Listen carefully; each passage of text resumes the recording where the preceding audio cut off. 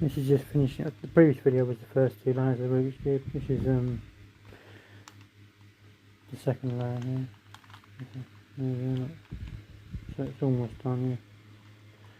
I've got to swap these two corners over,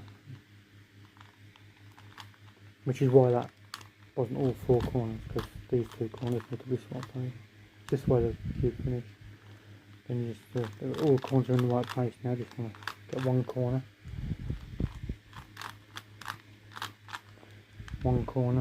Yeah, start with there. You start with that one, which is the base colour next to the corner in the right place, and that gives you all the corners like that. All the corners are in.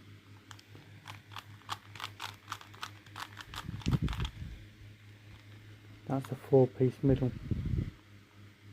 because these are next to each other instead of opposites.